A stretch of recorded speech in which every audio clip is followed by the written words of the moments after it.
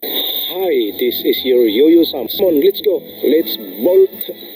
To all lovely ladies and gentlemen, welcome. Ang ating itapik ngayon kung ano ang dapat gawin pagkatapos ng pag-top dress sa isang palay. Kasi yung pag-top dress sa isang palay ay nag-edad siya ng 45 days. So, pag nagka 45 days na, yun ay mag-top dress ka. Pagkatapos niyan, ano na ang dapat gawin sa isang farmers bago makumpleto ang kanyang palay sa mga dapat niyang kailangan upang hindi siya ma-attack na mga pest.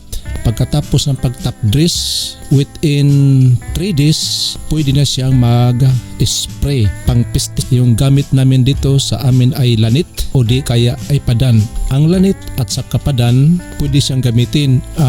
Pwede ka rin maghalo ng disease kasi pinaghalo-halo nila yan, yung isang lanit at isang disease. Isang sachet sa bawat isang tangke ng 16 water sprayer. Yun ang iyong gagamitin. Kung hindi kaya, gagamit ka rin ng padan, mayroon din kasamang disease. Yun ang dapat mong gawin kasi yung disease at saka yung padan o lanit, para yan siya sa mga leaf folder moth at saka yung green leaf hoppers. Ngayon kasi second cropping, hindi siya masyadong maulan dahil ito ngayon tinatawag na second cropping. Nagtanim to noong December kaya bilong pa siya sa second cropping. Maani siya to ng mga March, kaya dito sa February at saka March ay tag-init. Yung mga pest na yan na sinasabi ko, yung green leaf hoppers, rice bugs at saka yung ladybugs, ay hindi siya gaanong umaatak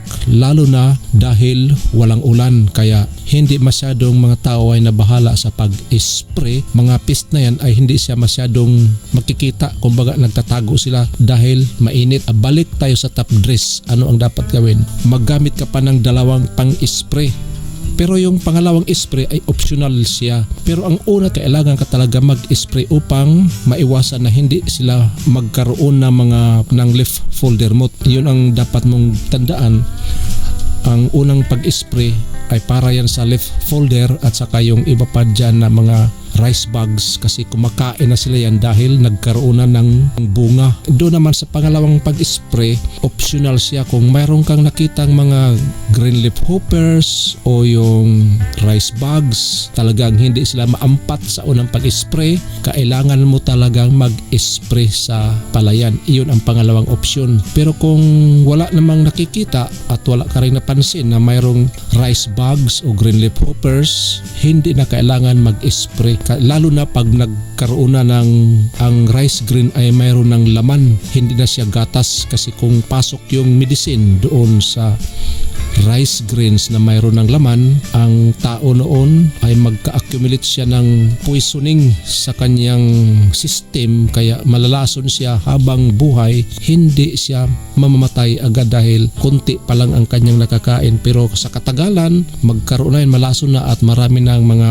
complicated na mga disease ang kanyang naranasan dahil yan sa pesticide at saka sa insecticide na ini-spray. Dahil sa indiscriminate spraying of pesticide and insecticide, isa din yan sa mga dapat baguhin ng mga farmers. Sa pangalawang option, pwede kang hindi, pwede ring mag-spray. Pero kung mayroon kang nakikita na talagang marami ang leaf folder moth, ay mag-spray ka.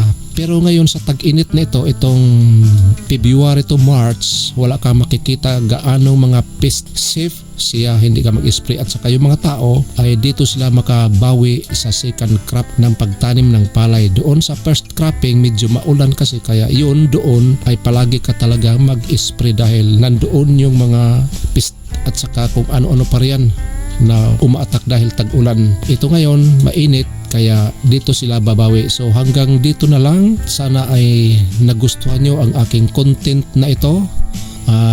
Salamat.